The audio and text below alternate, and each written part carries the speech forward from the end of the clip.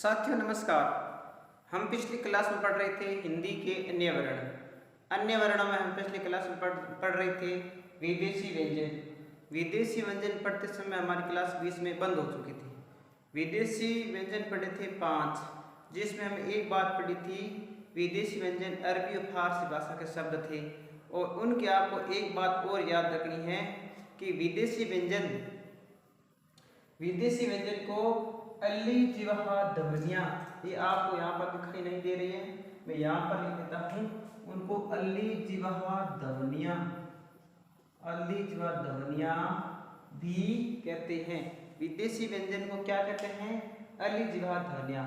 अगला हमारा पॉइंट है वर्णों की संख्या। वर्ण कितने होते हैं? देखो, अगर आपको पूछ ले स्वर कितने होते हैं? 11 हमने पढ़ा था।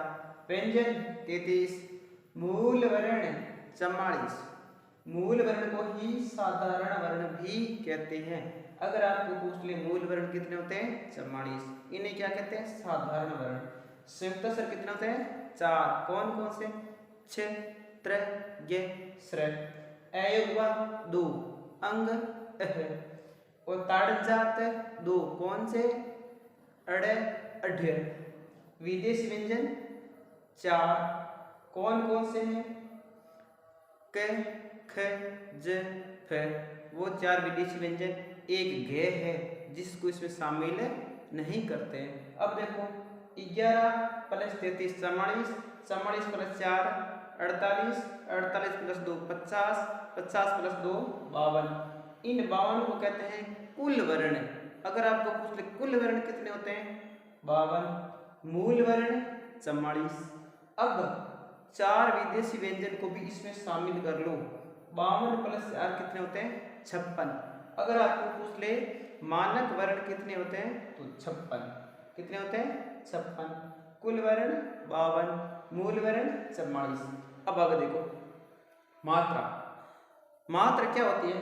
स्वर के रूप में प्रतिनिधित्व करती है। मात्रा हमेशा स्वर की ही होती है। व्यंजनों की कभी मात्रा नहीं होती है। व्यंजन हमेशा मात्रा रहित होते हैं। मात्रा होती है स्वर की, और स्वर होते हैं 11। कितने होते हैं स्वर? 11। इस प्रकार मात्रा कितने होते हैं? 11। व्यंजन हमेशा मात्रा रहित होता है। मात्रा केवल स्वर के साथ ही जुड़ी होती है।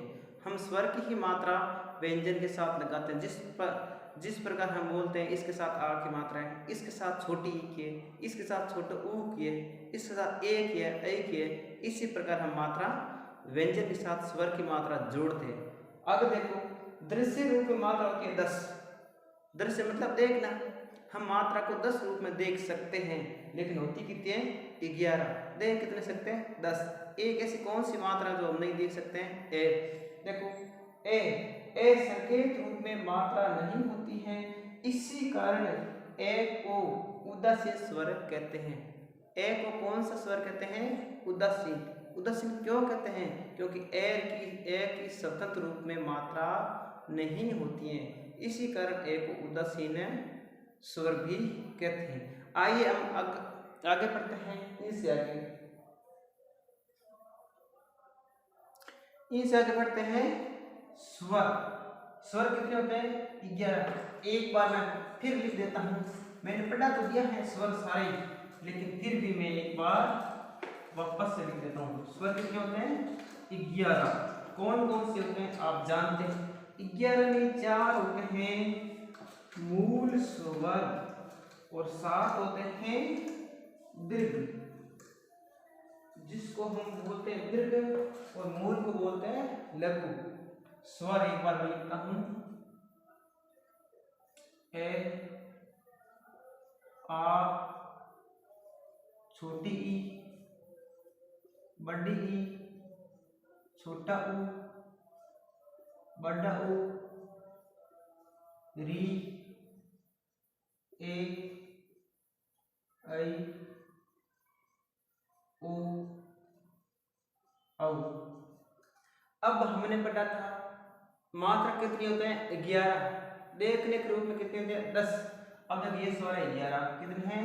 11। ये है 11 मात्रा। जिस प्रकार हम के लिखते हैं तो व्यंजन हमेशा होता है अधूरा, तो इस के नीचे लगाते हैं हलंत, तो क्या होता है? अधूरा। अब जब हम क में ए जोड़ते हैं तो क बनता है पूरा, इसलिए इसी प्रकार ए की मात्रा देखने के रूप में नहीं होती है, केवल इसमें ही शामिल होती है। अब मैं लिखता हूँ मात्रा होती कितने 11, 10 से रूप में होती है 10 से किसे 10 से मतलब देखना, जिस प्रकार आ की मात्रा ये संकेत, छोटी की मात्रा का ये संकेत, बड़ी की मात्रा का ये संकेत, छोटा ऊ ये, बड़ा ऊ ये, और री तो आप इसी प्रकार लिख सकते री, और ए आई ओ और औ, ये होती है मात्रा संकेत रूप में। संकेत रूप में मात्रा कितनी होती है 10 वैसे 11। अब देखो ये होती है मात्रा के संकेत। अब मैं बताता हूं इसी स्वर के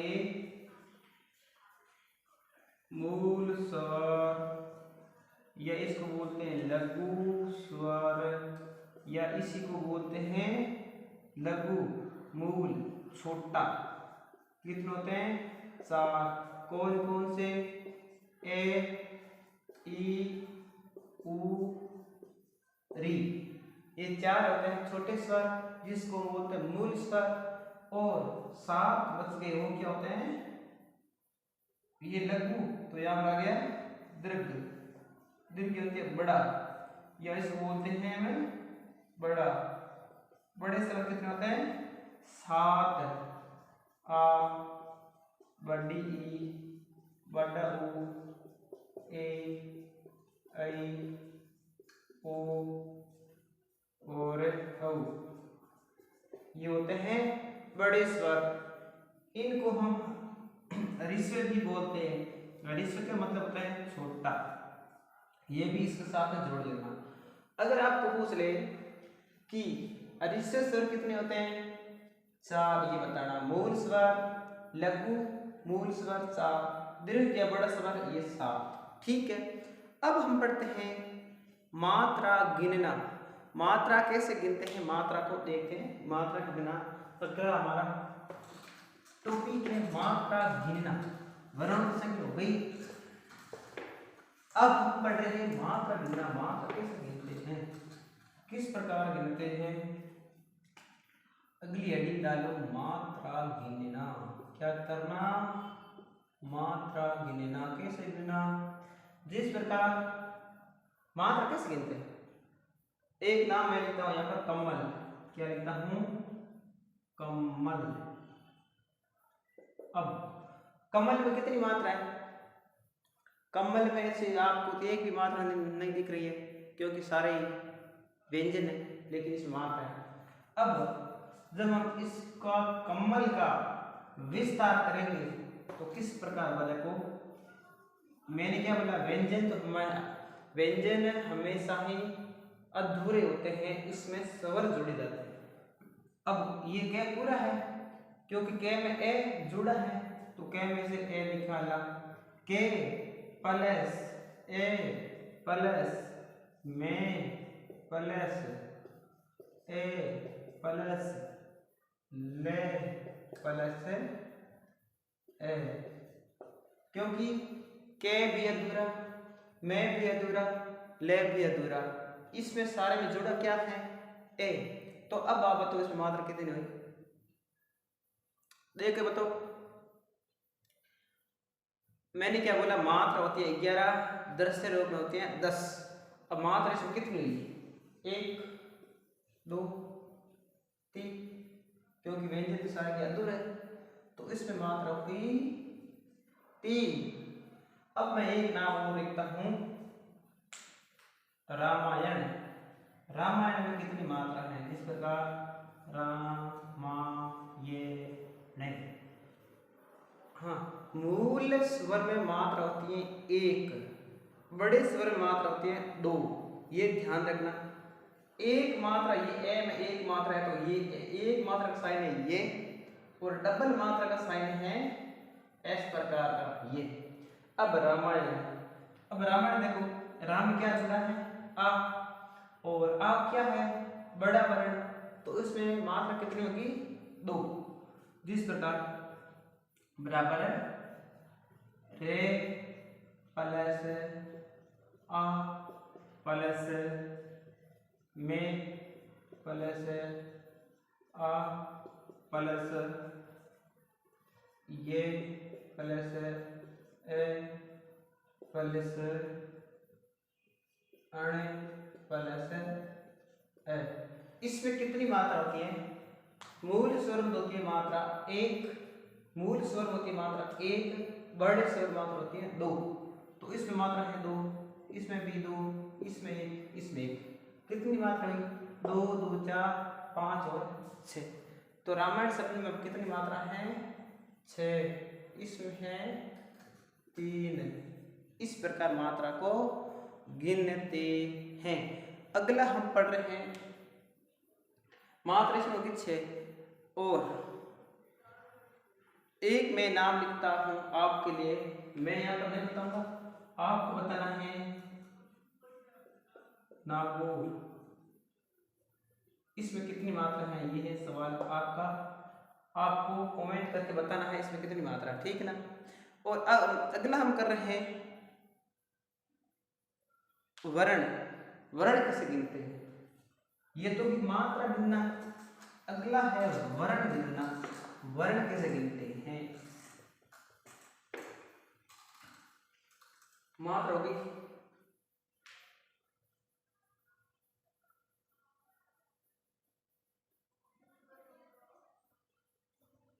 अगला है वर्ण गिनना। हमने मात्रा गिन ली, अगला है वर्ण गिनना। वर्ण गिनना जिस प्रकार वो स्वयं नाम लेते कमल। अब कमल में कितने वर्ण है? देखो वर्ण तो स्वर और व्यंजन दोनों ही क्या होता है? वर्ण होते हैं। तो इसको वापस विस्तार करो, प्लस ए प्लस में प्लस ए प्लस ले प्लस ए। इसमें कितने वर्ण हैं? ये ले भी अधूरा है। अब आप ये काउंट करो इसमें कितने वर्ण है टोटली। एक बात आपको ध्यान रखनी है, जब भी पीछे ए आ जाए तो इसको हम काउंट नहीं करेंगे, केवल ये ही गिनेंगे। क्या गिनेंगे? केवल ये लास्ट वाला, इसमें ए काउंट नहीं करेंगे। अगर ए के अलावा यहाँ पर कोई भी स्वर आ जाए ना, आ छोटी छोटो बड़ा बड़ी कुछ भी, तो उसको हम काउंट करेंगे, लेकिन ए को लास्ट में काउंट नहीं करेंगे। इसमें वर्ण कितने आते हैं? 1 2 3 4 5 6 है, लेकिन गिनेंगे नहीं। इस प्रकार से कितने वर्ण हैं? 5 वर्ण। कितने वर्ण हैं? 5 वर्ण। अगला नाम है, अगला मैं नाम लेता हूं याता या। इसमें कितने वर्ण हैं? इसमें वर्ण तो देखो, ये प्लस आ प्लस ते प्लस आ प्लस ये प्लस आ प्लस ते प्लस। कितने वर्ण हो इसमें? इसमें देखो 1 2 3 4 5 6 7, लेकिन इसमें लास्ट में आ गया ए, तो इसमें कितने वर्ण हुए? इसमें भी हुए 7। 1 2 3 4 5 6 7। इसमें कितने वर्ण हो गए? इसमें भी वर्ण है 7। अब देखो हमने वर्ण मात्रा गिनना सीख लिया, वर्ण गिनने सीख लिए। अब हम पढ़ रहे हैं आगे। आगे हम क्या पढ़ेंगे?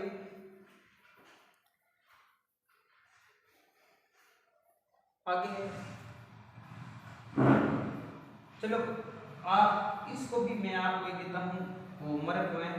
शेरनी, इसमें कितने वर्ण हैं ये आपको बताना। ये है आपका सवाल, आपको कमेंट करके बताना इसमें कितने वर्ण हैं। अब हम पढ़ते हैं, चलते हैं आगे। हमने वर्ण गिनने सीख लिए, मात्रा गिनने सीख लिए। अब हम चलते हैं आगे। आपको बताना है नागौर में कितने हैं मात्रा और शेरनी में कितने हैं वर्ण, ये आपको कमेंट करके जरूर बताना है। अगला है व्यंजनों को स्वर रहित करने के नियम। हम व्यंजनों को स्वर रहित कैसे करें? व्यंजनों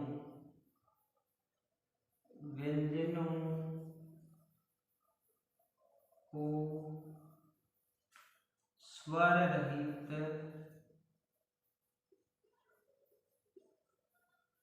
रहित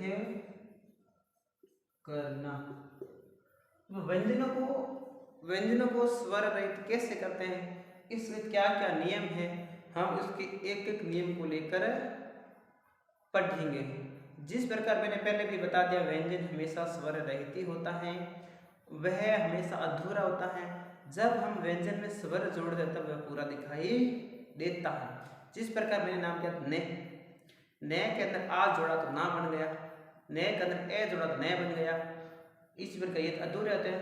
अब हम व्यंजन लिखते तो पूरे, जिस प्रकार करना व्यंजन पूरा है, इसको अधूरा कैसे करेंगे, इसके नियम क्या है, इसको देखो। इसके नियम नंबर 1 है, देखो 1 नंबर पे नियम नंबर 1, वे व्यंजन जिनमें खड़ी पाई का उपयोग होता है, वे व्यंजन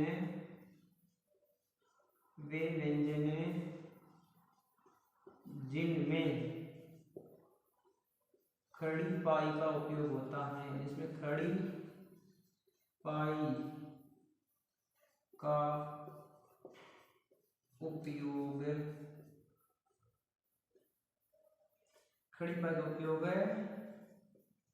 होता है, ठीक है। वे व्यंजन जिसमें खड़ी पाई का उपयोग होता है लेकिन वह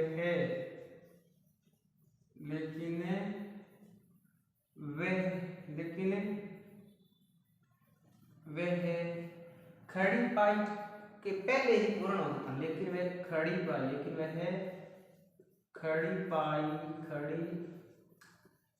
पाई से पहले ही पूरा हो जाता है,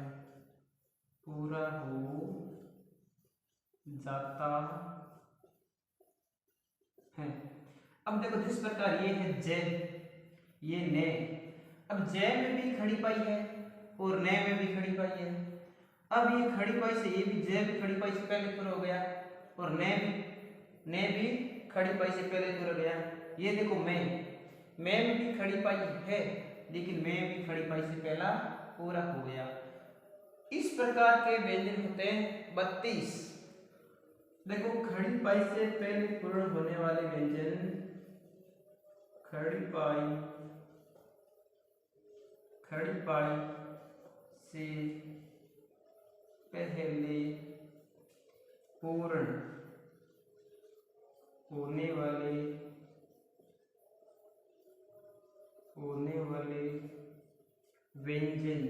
वाले व्यंजन कितने होते हैं?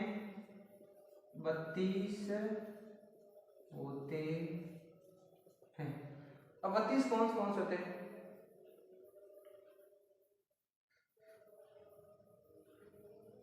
32 नहीं 22 होते हैं। खड़ी पाई से पहले पूर्ण होने वाले व्यंजन होते हैं 22 और खड़ी पाई से पहले पूर्ण होने वाले व्यंजन कितने होते हैं? 22। और यदि उनको स्वर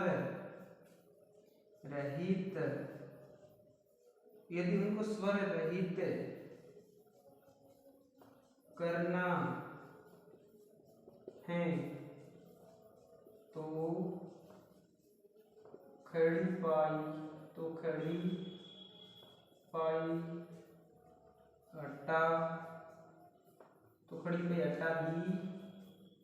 तो खड़ी पाई हटा दी जाएगी या खड़ी पाई के नीचे या खड़ी पाई के नीचे अलंत अलंत का चिन्ह लगा देंगे, चिन्ह लगा देंगे। जिस प्रकार देखो खड़ी पाई से पहले पूर्ण होने वाले व्यंजन कितने होते हैं 22, और यदि उनको स्वर रहित करना है तो या तो उनकी खड़ी पाई ही हटा देंगे या फिर खड़ी पाई के नीचे हलंत का चिन्ह लगा देंगे। हलंत किस प्रकार, अब मैं आपको देता हूं उदाहरण। जिस प्रकार एक बार मैं खड़ी पाई हटाता हूं और एक बार खड़ी पाई के नीचे हलंत चिन्ह लगाता हूं, जिस प्रकार ये गे, अब मुझे गे को करना अधूरा, तो ये खड़ी पाई हटा दी और आगे का शब्द लिख देते हैं 11। ये गे है अधूरा, गे की खड़ी पाई हटा देगी, ये बन गया 11। और मैं एक शब्द लिखता हूं जिस प्रकार समान, समान। अब ये समान में आधा है, ये हलंत है, इसको क्या बोलते हैं हलंत। यह हलंत रहते ये मैं अधूरा बन गया, और मैं के लिए यदि खड़ी पाई हटाते हैं तो ये नाम लिखते ऐसे समान, कैसे लिखते हैं समान। ये तो है खड़ी पाई, ये तो है हलंत चिन्ह। हलंत चिन्ह से भी स्वर को, व्यंजन को स्वर रहित किया जा सकता है, और खड़ी पाई हटाकर भी व्यंजन को स्वर रहित किया जा सकता है। ये तो हो गया हमारा पहला नियम। और अगला दूसरा नियम है, हम दूसरा नियम पढ़ते देखो।